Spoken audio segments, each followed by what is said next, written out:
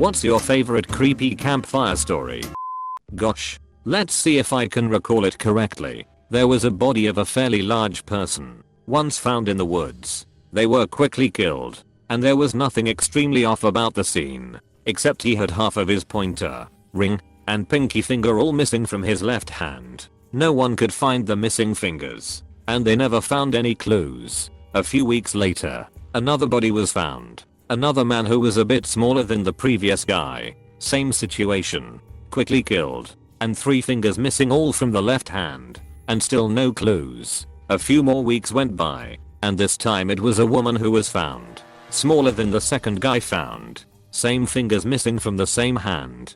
This went on for a while. With the victims getting smaller and smaller. Until it was kids' bodies being found. One teenager's body though, only had the ring finger and pinky finger removed. The police found a fingerprint at this crime scene. And they found it matched the prints from a theft record from the previous victim. The guy telling the story then told the kids that the killer was searching to replace his fingers. And so far, he had yet to see if the fingers of children their age would fit. He then took off his glove, showing he had a scarred pointer finger and was missing half his ring and pinky finger, and then lunged at the kids while screaming.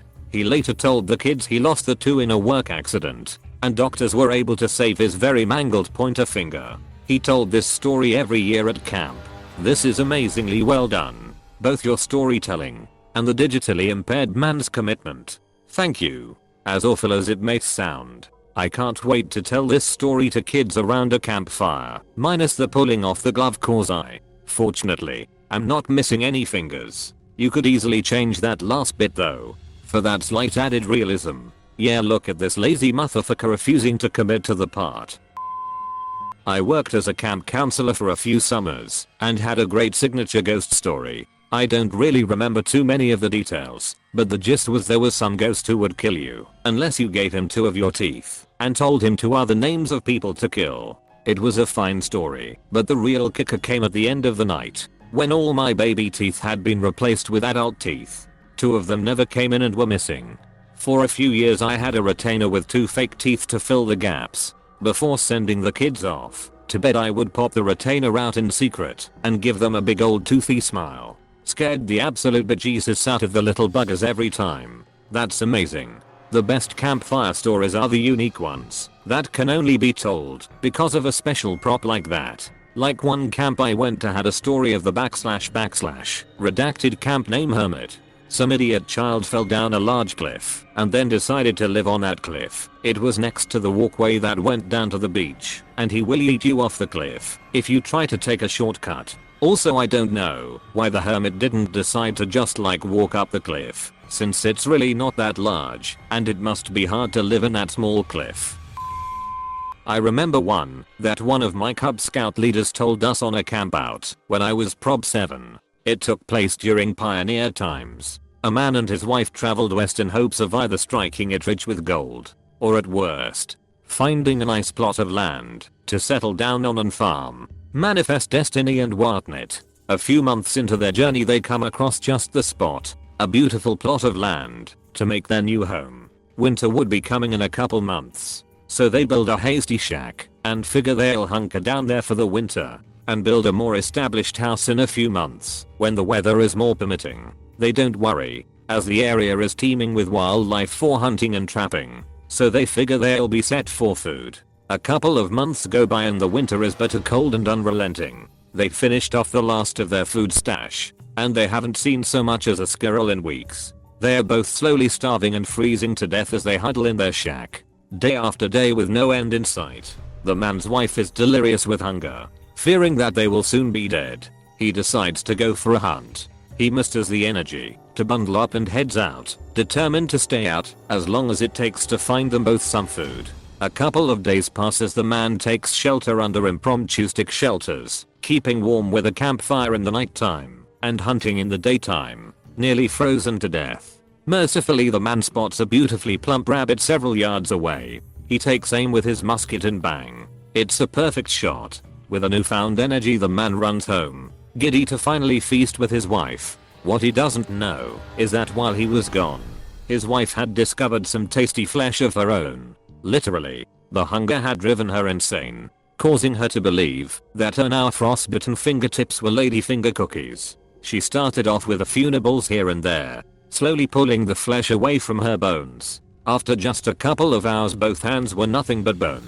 So she worked her way up her arms to the elbow. The feeling of something in her stomach just continued to drive her further, until she had chewed away at every last bit of skin she could reach, culminating in her chewing off her own lips. The husband approached the shack with his, now frozen, kill when he got an uneasy feeling. Fearing the worst, he steps up to the door and slowly opens it, expecting to see his wife's corpse shriveled on the floor. But instead what he finds is even worse. This zombie-like creature with exposed teeth and bones writhing on the floor at the sight of him, chomping its jaws with an insatiable hunger. At that point, one of the scouts screeched for the leader to stop, which I was extremely thankful for, as it was easily the most terrifying thing I had ever heard at the age of 7. The scout leader told it with real conviction too. Honestly still gives me the creeps if I go camping and happen to think about it sitting around a fire. The stop is planned. It makes it seem more real. Oddly enough. Lol. So you're saying he's a plant? Well, we were all shaking like leaves so. My family had one called the man in the corn, or beans in the corn.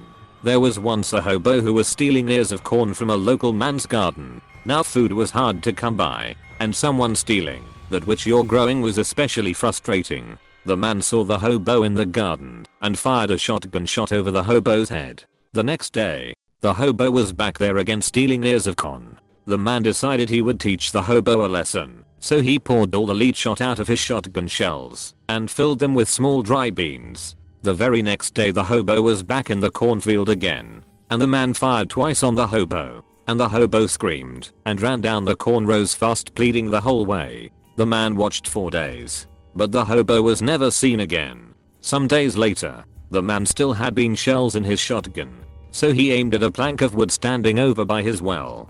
The plank ripped to pieces. When the next planting seasons came, the farmer walked his cornfield to its far corners to cut corn husks and prepare to plow. Along the way, he found tiny bean plants coming up through the soil. One here, another there, all lining up to lead him to a big bunch of beans coming up along the edge of the field. When he went to examine the bunch of beans, he first saw shoe soles turned to one side, and then the outline of a body sank in the mud and soil.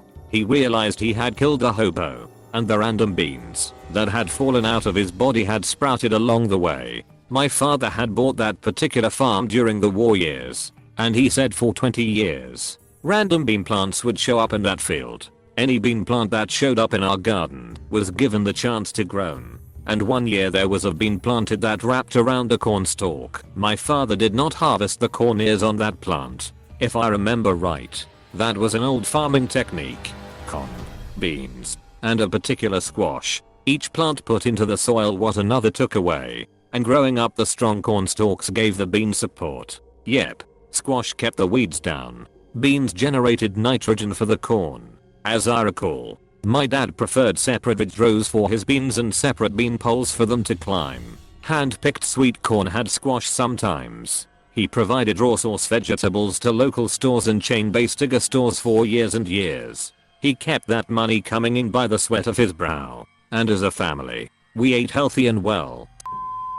There was a Brit who was driving through Ireland as the weather got progressively worse and day soon turned to night. He suddenly realized that he was on the wrong road, but there was nowhere to turn around, so he pressed on, barely able to see the road through the rain. Without warning, his car just died. No battery, no engine.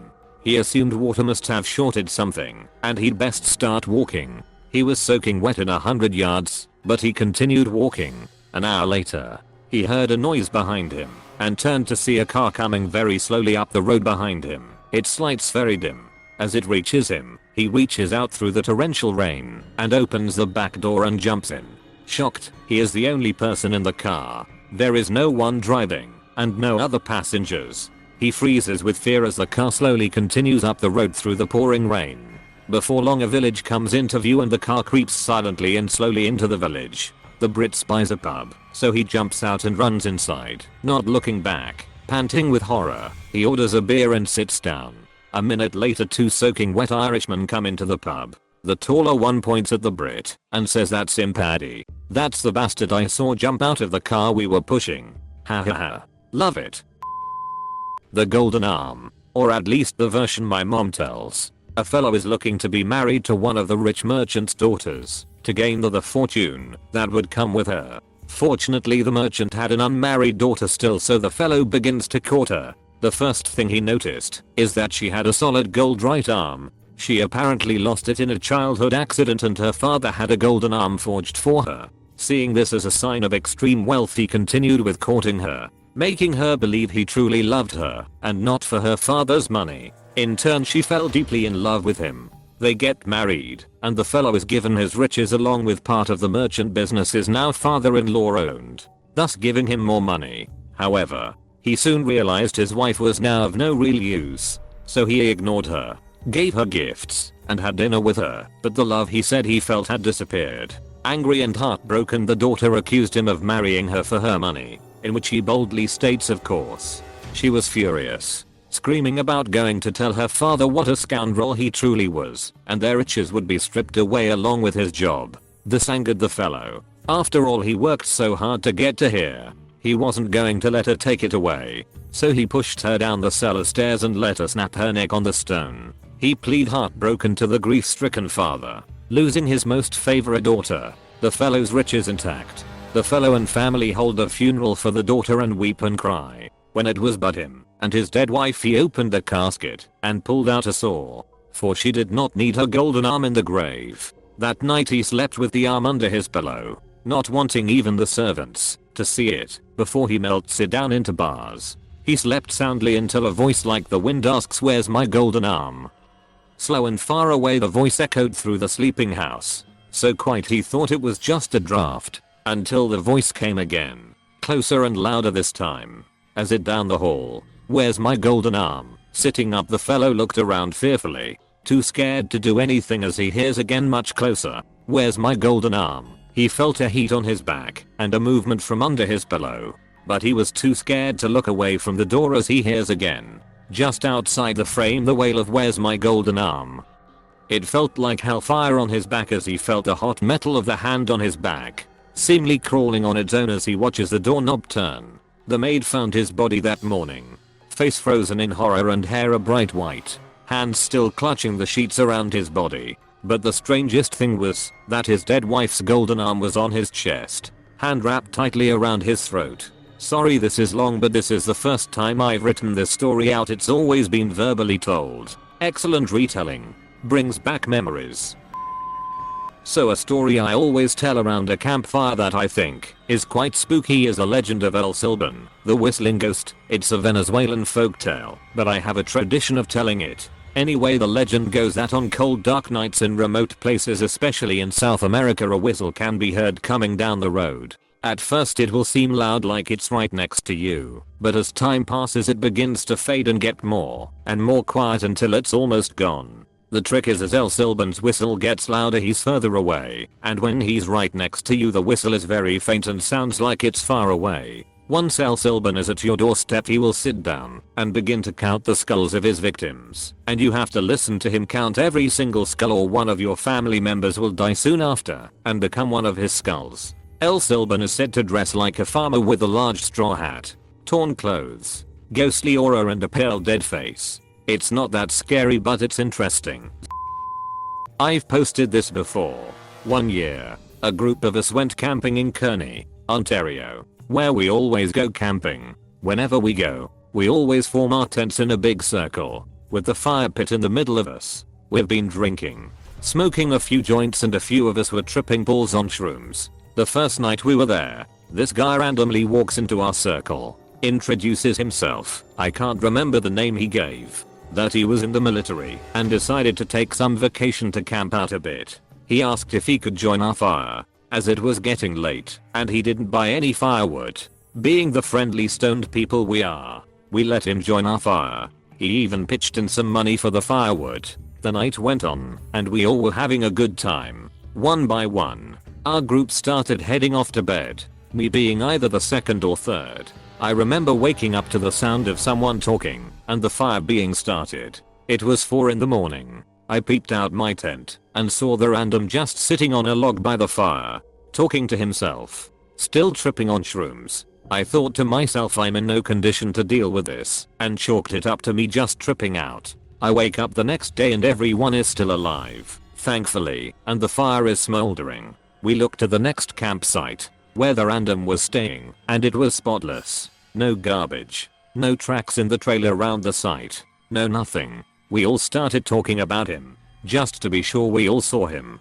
Through talking, we managed to figure out that he must not have slept at all. The last two of our group passed out just after 3:30 am. The first person got up just after 6 am and noticed he was gone. The rest of the camping trip went well and we all went home. Fast forward maybe 4 to 5 years. I flip on the news and there is a picture of someone I could swear I recognize. He was arrested for a bunch of crimes, including rape and murder. Guess who it was? It was the random guy who joined our fire. I don't know why I remembered his face, but I guess it was just a weird situation where my brain right clicked and saved as a JPEG in my brain.